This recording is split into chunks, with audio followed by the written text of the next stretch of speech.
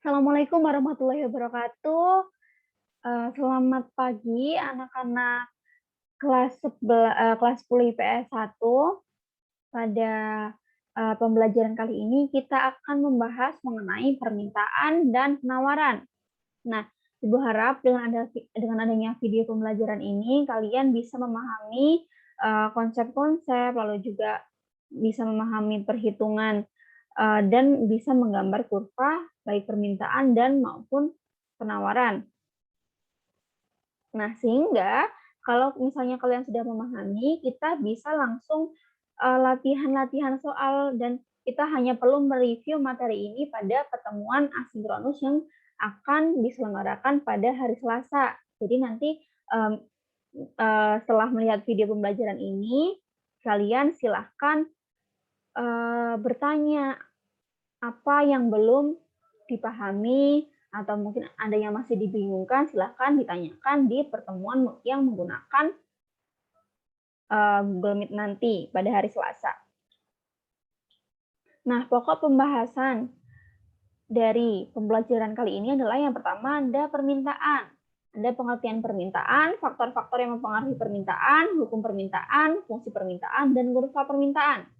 Dan penawarannya itu ada pengertian penawaran, faktor-faktor yang mempengaruhi penawaran, hukum penawaran, fungsi penawaran, dan kurva penawaran. Yang pertama adalah permintaan. Nah, sebelum kita masuk ke pengertian permintaan, Ibu mau tanya kepada kalian terlebih dahulu. Misalnya, kalian itu memiliki jumlah uang yang bisa dibelikan untuk 10 biji gula dengan harga pas ya. Jadi uang yang kalian punya itu bisa untuk membeli 10 biji gula secara pas. Nah, ternyata sesampainya di pasar, kalian dapati harga gula itu naik dari 12.290 menjadi 16.490. Nah, apakah kalian tetap akan membeli 10 biji gula? Tentu tidak kan, karena uang kalian itu tidak cukup. Nah, nanti kita akan membahasnya terkait dengan faktor-faktor yang mempengaruhi permintaan. Nah, sebelumnya kita masuk dulu ke pengertian permintaan. Apa sih yang dimaksud dengan pengertian yang dimaksud dengan permintaan? Permintaan atau demand adalah jumlah barang dan jasa yang dibeli atau diminta oleh konsumen pada harga dan dalam periode tertentu. Jadi permintaan itu intinya adalah jumlah barang dan jasa yang dibeli atau diminta oleh konsumen pada harga tertentu. Nah, ada beberapa faktor yang mempengaruhi permintaan. Yang pertama adalah harga barang itu sendiri. Jadi semakin tinggi tingkat harga satu barang, maka semakin sedikit barang yang diminta. Dan berlaku ceteris paribus atau hal-hal lain selain harga barang itu sendiri konstan atau tetap. Jadi misalnya, kalau misalnya kalian membandingkan nih antara misalnya kalian berbelanja di Shopee nih, itu kan kalian bisa melihat harganya, bisa melihat berapa jumlah penjualannya itu kan. Nah, atau mungkin gini aja deh, kalian kalau misalnya membeli sesuatu di Shopee, ada 2 toko yang memiliki barang yang sama, tetapi toko yang satu itu harganya lebih murah dan toko yang satunya itu harganya lebih mahal. Nah, kalian kan pasti akan memilih harga yang lebih murah. Jadi, kalau misalnya semakin rendah harga suatu barang, maka semakin tinggi tingkat barang yang diminta. Sedangkan kebalikannya, kalau misalnya di toko yang satunya tadi yang harganya tinggi, maka barang yang diminta atau jumlah pembelinya itu sangat cenderung sedikit dibandingkan harga yang lebih murah tadi. Jadi semakin tinggi tingkat harga suatu barang, semakin sedikit barang yang diminta. Nah, yang kedua adalah pendapatan konsumen. Semakin tinggi pendapatan konsumen, maka semakin tinggi jumlah barang yang diminta. Jadi misalnya nih, kalian bekerja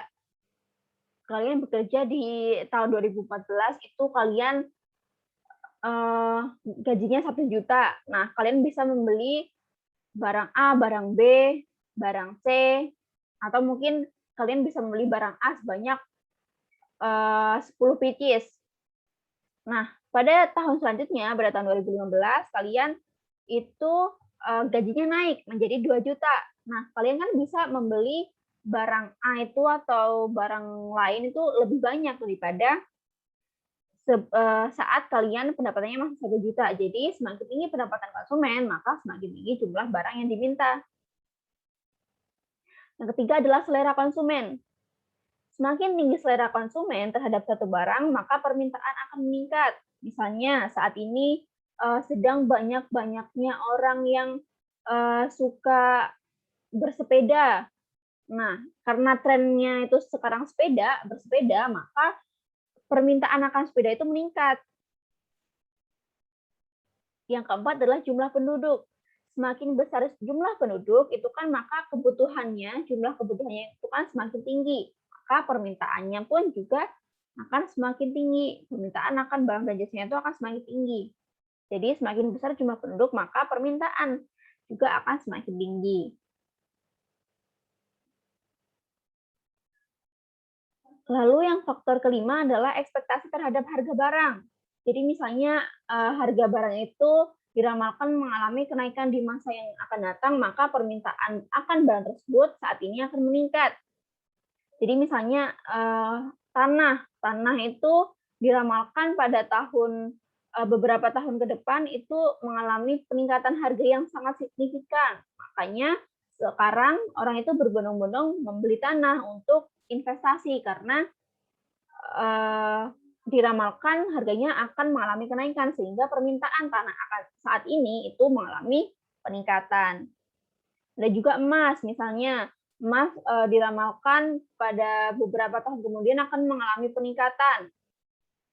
Jadi permintaan akan emas itu sekarang juga akan mengalami peningkatan karena orang-orang berspekulasi kalau misalnya harga emas itu akan naik sehingga mereka membeli emas saat ini dengan harga yang belum mahal itu nanti biar membeli banyak kan, jadi permintaan meningkat, nanti di beberapa tahun yang akan datang itu kan bisa harganya itu lebih meningkat, jadi mereka mendapatkan keuntungan dari membeli emas ini.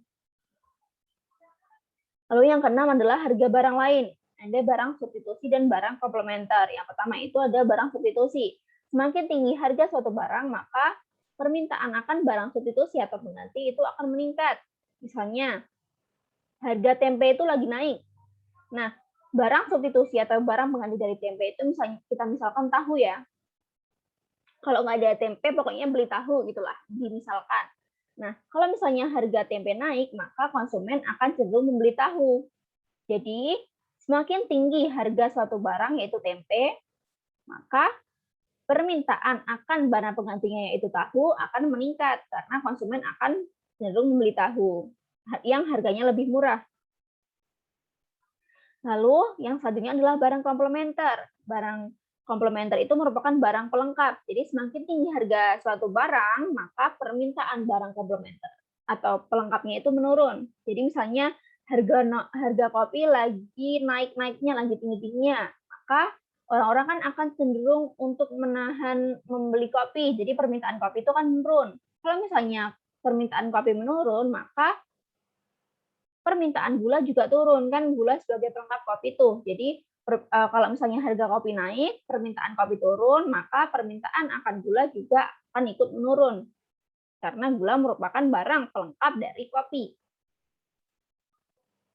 Ini ada hukum permintaan, jadi semakin rendah harga suatu barang, maka semakin banyak permintaan atas barang tersebut. Dan sebaliknya, semakin tinggi harga suatu barang, maka semakin sedikit permintaan atas barang tersebut. Lalu ada fungsi permintaan. Nah, fungsi permintaan ini diperoleh dari gini. Jadi kan dari faktor-faktor yang mempengaruhi tadi ada jumlah barang yang diminta itu dipengaruhi oleh harga barang itu sendiri kan. Nah, jadi jumlah barang yang diminta itu kita simbolkan Q atau quantity. Dan P itu sebagai harga. Jadi antara Q dan P itu saling mempengaruhi. Nah, makanya muncul sebuah fungsi, yaitu fungsi permintaan. Fungsi permintaan sendiri itu bisa dirumuskan seperti ini. P, PD atau harga barang per unitnya sama dengan A itu konstanta dikurangi B kali Hi. B-nya itu kemiringan dan Hi-nya itu jumlah barang yang diminta. Atau Hi sama dengan A min BP. Nah, untuk mencari rumus fungsi permintaan tersebut, kita bisa menggunakan rumus ini. Hi min Hi1 per Hi2 min Hi1 sama dengan P min P1 per P2 min P1. Dengan Hi ini jumlah permintaan, dan Hi1 itu jumlah permintaan awal. Jadi misalnya Anda soal permintaan jeruk pada tahun 2019 sekian, permintaan jeruk pada tahun 2020 sekian. Nah, Hi1-nya ini adalah permintaan jeruk pada tahun 2019, sedangkan Hi2-nya ini adalah jumlah permintaan pada tahun 2020 begitu. Jadi Hi1 itu jumlah permintaan awal, Hi2 itu jumlah permintaan akhir. Sama juga dengan yang harga. P itu kan harga, P1 itu harga awal dan P2 itu harga akhir. Nah, nanti dari rumus ini bisa didapatkan sebuah fungsi permintaan yang bentuknya seperti ini atau seperti ini. Nah, misalnya di sini ada daftar harga jeruk per kilonya dan jumlah jeruk yang diminta. Nah, ini kan kita bisa membuat kurva permintaan dari tabel ini. Jadi, misalnya saat harga jeruk itu per kilonya 4.500, maka jumlah jeruk yang diminta itu 140. Nih. Nah, ini kan harganya 4.500, kuantitinya 140. Kalau misalnya harga jeruk 5 dan itu diberi titik A di sini ya. Misalnya harga jeruk mengalami peningkatan menjadi 5.000, maka jumlah barang yang dimintanya akan menurun menjadi 100 kilo di sini. Nah, apabila harga jeruk itu mengalami kenaikan lagi 5.500, maka jumlah jeruk yang diminta itu 60 dan seterusnya. Nah, dari titik-titik tadi itu dihubungkan bisa membuat sebuah kurva permintaan yang dilambangkan dengan D atau demand. Nah, kurva permintaan ini menurun dari kiri atas ke kanan bawah, yang berarti semakin rendah harga suatu barang, maka semakin banyak barang yang diminta. Atau kebalikannya, semakin tinggi harga suatu barang, maka akan semakin rendah jumlah barang yang diminta. Seperti yang dikatakan oleh hukum permintaan tadi. Nah, misalnya kita akan menghitung kedua titik ini, titik A dan titik B. Kita bisa menemukan fungsi permintaannya dengan cara menghitung Hi min Hi1 per Hi2 min Hi1 sama dengan P min P1 per P2 min P1. Hi tetap ditulis Hi min. Hi1-nya berapa? Hi1-nya adalah jumlah barang yang diminta pada awalnya, 140. Hi min 140 dibagi Hi2-nya berapa? Hi2-nya adalah jumlah barang yang diminta setelah harga jeruk itu mengalami peningkatan. Itu kan jumlah barangnya menurun. Jadi 100. Jadi kan Hi2-nya 100 dikurangi Hi1-nya tadi 140. Jadi ini Hi min 140 dibagi 100 dikurangi 140 sama dengan P min P1. P min P1-nya berapa? Harga awalnya kan 4.500.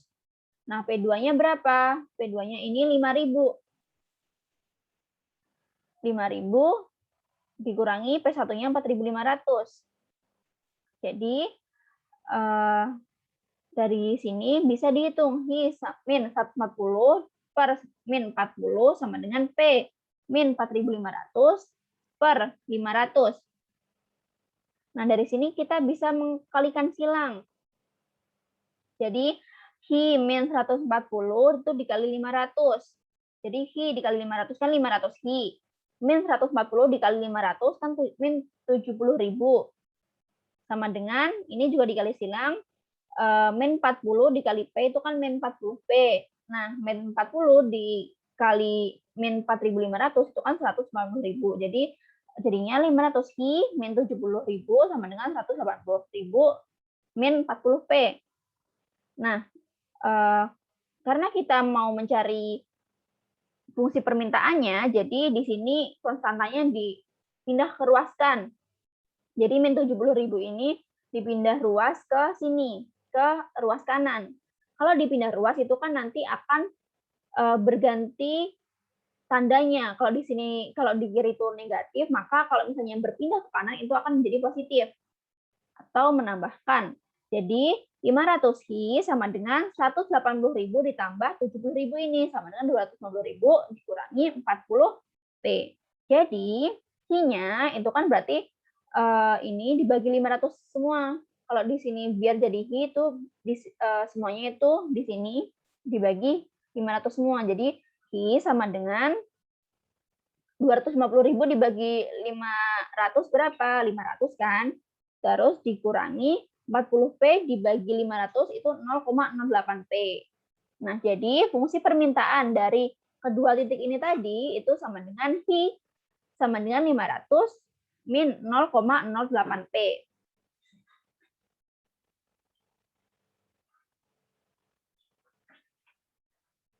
Nah, dari sini kan ini B-nya, ini kan slope-nya negatif. Itu adalah kurva permintaan.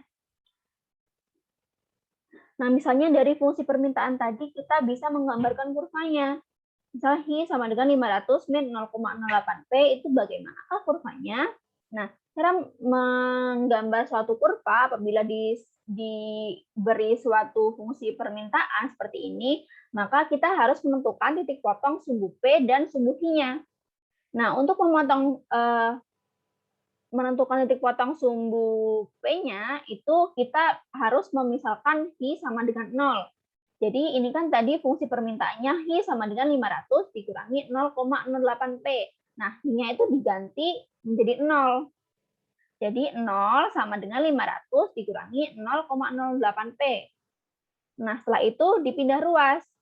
Ini 0,08P-nya dipindah ruas ke kiri. Jadi ini kan negatif, dipindah ruas menjadi positif. 0,08P sama dengan 500. P sama dengan 500 dibagi 0,08. P sama dengan 6.250. Jadi titik potong terhadap sumbu P itu 0,6250. Nah, untuk mencari titik potong terhadap sumbu I, kita harus memisalkan harga atau P itu sama dengan 0. Jadi berdasarkan fungsi tadi, I sama dengan 500 min 0,08P, itu P-nya diganti 0. Jadi I sama dengan 500 dikurangi 0,08 dikali 0. Nah, 0,08 dikali 0 kan 0. Jadi I-nya tinggal 500. Jadi titik potong terhadap sumbu I sama dengan 500,0. Nah, untuk menggambarkan kurva itu kan sumbu X-nya atau sumbu horizontalnya itu adalah kuantitinya atau kuantitas atau jumlah barangnya. Kalau misalnya yang sumbu Y atau sumbu yang vertikal itu adalah harga atau price-nya. Nah, jadi kita bisa menggambarkan kurva seperti ini. Kita cari dulu titik potong terhadap sumbu I. Titik potong terhadap sumbu I itu kan 500,0, berarti 500,0 di sini. Dan sumbu Y-nya atau sumbu P itu 0,6250 di sini. Nah, untuk itu kalau misalnya ditarik garis itu merupakan kurva permintaan dengan fungsi I sama dengan 500 dikurangi 0,08P. Nah, ini ada contoh soal jika harga barang Rp60 per unit, maka jumlah barang yang diminta itu 20 unit. Nah, jika harga barangnya itu turun menjadi Rp40 per unit, maka jumlah barang yang diminta bertambah menjadi 30 unit. Tentukan persamaan fungsi permintaan. Nah, silahkan kalian mengerjakan soal ini. Nanti saat pertemuan di Meet akan Ibu tanya jawabannya. Selanjutnya kita akan membahas tentang penawaran. Bayangkan diri kalian sebagai produsen masker kain. Bayangkan. Nah, saat ada COVID-19 nih, apakah kalian akan meningkatkan jumlah produksi masker kain atau kalian akan menurunkan jumlah produksi masker kain? Atau mungkin kalian akan meningkatkan harga masker atau kalian akan menurunkan harga masker?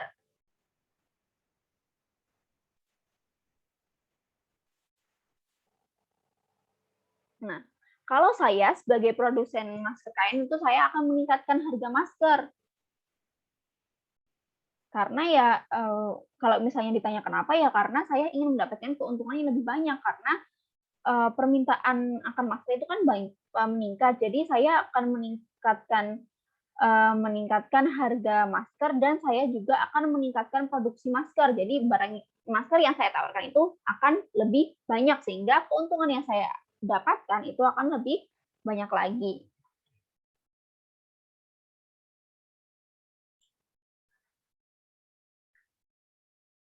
Nah, apa sih yang dimaksud dengan penawaran? Penawaran atau supply merupakan keseluruhan jumlah barang dan jasa yang ditawarkan atau dijual dalam berbagai kemungkinan harga yang berlaku di pasar dalam satu periode tertentu.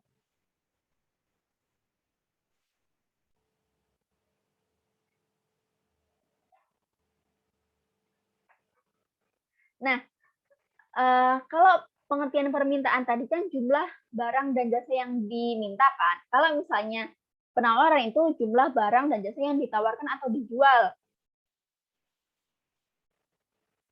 Ada beberapa faktor yang mempengaruhi penawaran. Nah, itu yang pertama adalah harga barang itu sendiri. Jadi, kebalikan dari permintaan tadi. Kalau permintaan tadi kan semakin tinggi harga satu barang, permintaannya akan semakin sedikit. Nah, kalau ini, kalau semakin tinggi tingkat harga satu barang, maka penawarannya itu akan semakin tinggi juga. Dan berlaku ceteris paribus atau hal-hal lain di luar harga itu tetap atau konstan. Nah, faktor yang kedua adalah biaya produksi. Semakin tinggi biaya produksinya, maka semakin sedikit barang yang ditawarkan. Jadi, kalau misalnya biaya produksinya itu tinggi, misalnya harga bahan baku tinggi, maka kan uang untuk memproduksi itu kan terbatas ya. Jadi kalian tuh tidak bisa memproduksi barang sebanyak yang sebelumnya. Jadi kalau misalnya harga bahan-bahan produksi itu meningkat, bahan bakunya meningkat, maka kalian itu harus menekan jumlah produksi barang yang kalian akan produksi. Jadi semakin tinggi biaya produksi, maka semakin sedikit barang yang ditawarkan. Baliknya, kalau misalnya faktor produksi itu murah, jadi kalau faktor produksi murah itu kan biaya produksi akan rendah juga. Jadi misalnya biaya untuk menggaji karyawan itu murah, terus biaya sewa tanahnya itu murah, maka kan biaya produksinya rendah kan. Kalau biaya produksi rendah itu kan kalian bisa meningkatkan jumlah produksi. Jadi produksi akan bertambah dan penawaran akan bertambah karena mungkin kalian bisa menambah faktor-faktor produksi. Jadi dengan menambah faktor produksi itu kan produksi akan bertambah dan penawaran akan bertambah. Nah, faktor yang ketiga adalah teknologi. Jadi semakin canggih suatu teknologi yang digunakan dalam memproduksi barang, maka semakin banyak barang yang ditawarkan. Nah, apabila teknologinya canggih nih, akan membutuhkan sedikit faktor produksi. Jadi misalnya menggunakan teknologi yang sangat canggih, jadi perusahaan itu tidak perlu mempekerjakan banyak karyawan, jadi membutuhkan sedikit faktor produksi. Nah, kalau faktor produksinya itu yang digunakan itu sedikit, maka biaya produksi rendah. Kalau biaya produksi rendah, tadi maka produksi bertambah dan penawaran akan bertambah. Nah, faktor-faktor yang mengaruhi penawaran yang keempat adalah faktor alam. Misalnya, terjadi kekeringan, itu kan akan mengakibatkan penawaran beras akan turun. Atau misalnya terjadi sebuah bencana alam banjir, itu biasanya di desa-desa itu kan biasanya sawah-sawahnya pada tenggelam tuh, berarti kan orang-orang gagal panen. Kalau gagal panen berarti kan berasnya nggak ada, beras yang ditawarkan itu menjadi turun.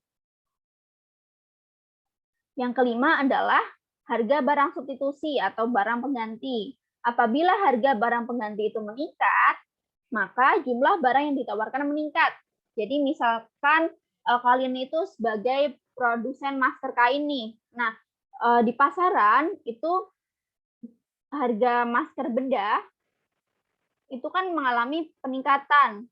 Nah, karena barang substitusi masker bedah itu adalah masker kain, maka jumlah masker kain itu akan ditingkatkan karena harganya cenderung lebih murah sehingga orang-orang itu cenderung membeli masker kain.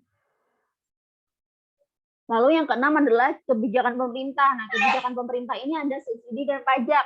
Kalau misalnya subsidi, itu kan dari pemerintah ke masyarakat. Jadi pemerintah memberikan bantuan atau subsidi kepada masyarakat atau mungkin pelaku usaha. Nah, semakin besar subsidi, jumlah barang yang ditawarkan akan bertambah. Misalnya subsidi BBM. Nah, atau mungkin subsidi ke UMKM. Misalnya pemerintah memberikan subsidi berupa peralatan atau apa gitu ke suatu UMKM. Nah, dengan subsidi yang tinggi, maka biaya produksi yang dibutuhkan oleh UMKM tersebut untuk memproduksi barang-barangnya itu turun, sehingga produksinya akan naik. Sedangkan kalau misalnya ada kebijakan pajak, itu kan semakin besar pajak, jumlah barang yang ditawarkan akan menurun, dan sebaliknya. Jadi misalnya ada pajak penghasilan badan, misalnya suatu perusahaan itu dikenakan pajak. Nah, itu kan biaya produksinya akan naik, ya kan, karena ditambah pajak. Nah, karena biaya produksinya itu naik, maka produksinya itu akan menurun. Nah, hukum penawarannya adalah semakin tinggi harga, maka semakin banyak barang yang ditawarkan. Dan semakin rendah harga, akan semakin sedikit barang atau jasa yang ditawarkan dan berlaku ceteris paribus. Atau apabila hal-hal lain di luar harga itu bersifat konstan atau tetap. Ini ada fungsi penawaran, dengan P itu harga barang atau unit, Q-nya itu jumlah barang yang ini maksudnya ditawarkan ya, bukan diminta. A itu konstanta, dan B itu kemiringan, seperti tadi ada yang di fungsi permintaan. Nah, kalau misalnya fungsi permintaan tadi kan P sama dengan A min BI. Karena B-nya itu, karena permintaan itu tadi slope-nya negatif, maka B-nya itu negatif. Kalau ini kan B-nya positif, karena nanti kurva penawaran itu akan B-nya slope-nya itu positif, jadi B-nya itu positif. Nah, untuk mencari fungsi penawaran ini, kita bisa menggunakan rumus ini tadi. Sebenarnya sama seperti rumus untuk mencari fungsi permintaan tadi. Menggunakan Hi min 1 per Hi2 min Hi1 sama dengan P min 1 per P2 min P1. Nah, ini misalnya ada contoh, ada harga masker kain dan jumlah masker kain yang dijual atau ditawarkan. Misalnya pada harga 4.000, jumlah masker yang ditawarkan itu 20. Terus kalau misalnya harga masker naik, itu jumlah masker yang ditawarkan itu semakin naik juga, 40. Kalau 6.000, 60. Terus kalau 7.000, 100. 8.000, 140. Nah, ini kan tadi ada titik-titiknya A, B, C, D, E. Nah, dari titik-titik ini kita bisa menghubungkan menjadi sebuah kurva penawaran yang dilambangkan dengan S atau supply. Nah, kurva penawaran ini naik kan ya, dari kiri bawah ke kanan atas, yang berarti bahwa semakin tinggi harga, maka semakin banyak barang yang ditawarkan. Nah, sama seperti yang kurva mencari fungsi permintaan tadi, kita bisa mencari fungsi penawaran dari titik A dan titik B misalnya. Kita mengambil dua titik ini. Jadi pada awalnya harga kain masker kan 4.000. Nah, naik menjadi 5.000.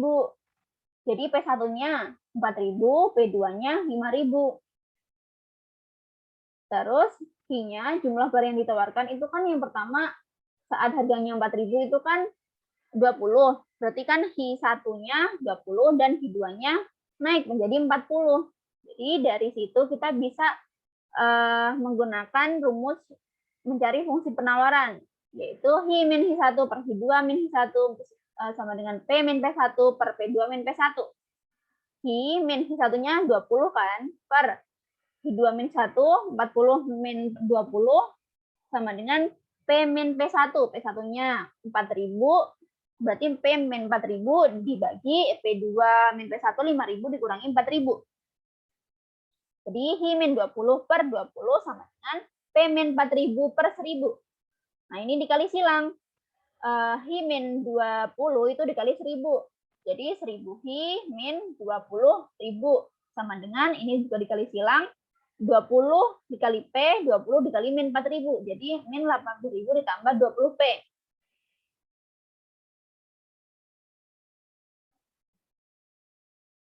Sama dengan, ini kan kita mau mencari fungsi ya. Jadi ini angka yang di sini yang konstan itu dipindah ruas. Min 20.000 itu kan ada di ruas kiri, dipindah ke ruas kanan. Kalau dipindah ruas itu kan akan berganti tandanya. Jadi kalau misalnya di sini negatif, maka kalau dipindah ruas akan menjadi positif. Jadi min 80.000 ditambah 20.000 ditambah 20P. Jadi 1.000 Hi sama dengan min 60.000 ditambah 20P. Jadi fungsi penawarannya adalah Hi sama dengan min 60 ditambah 0,002P. Ini merupakan fungsi penawaran dari harga masker ini, yang titik A sama B. Nah, dari fungsi penawaran tadi kita bisa menggambarkan kurvanya. Jadi kita caranya sama seperti yang menggambarkan kurva permintaan tadi. Jadi kita harus menentukan titik potong sumbu P dan sumbu Hi. Sama seperti tadi. Jadi di titik potong sumbu P itu kan 0,30. 0,30 sini. Terus sumbu Hi 0,60. Jadi di sini bisa ditarik garis menjadi kurva penawaran IS sama dengan min 60 ditambah 0,002P. Ini juga ada contoh soal penawaran. Pada saat harga Rp60 per unit, jumlah penawarannya 20 unit. Sedangkan apabila harga 80 per unit, maka jumlah penawarannya 30 unit. Tentukan fungsi penawaran dan gambarlah kurvanya. Silakan kalian mengerjakan sendiri, nanti akan saya tanyakan pada pertemuan di Google Meet yang akan datang. Nah, sekian materi permintaan dan penawaran. Silahkan dipelajari kembali, contoh soalnya tadi juga dikerjakan, sehingga nanti saat pertemuan kita menggunakan Google Meet secara sinkronus, kita bisa langsung review materinya tuh nggak usah lama-lama. Jadi saya nggak usah menjelaskan materi lama-lama, saya hanya mereview materi secara ringkas saja, dan kalian bisa bertanya apabila ada hal-hal yang kurang jelas. Jadi bisa ditanyakan kepada saya, lalu nanti kita diskusikan secara bersama-sama, secara langsung di Google Meet. Oke, terima kasih. Wassalamualaikum warahmatullahi wabarakatuh.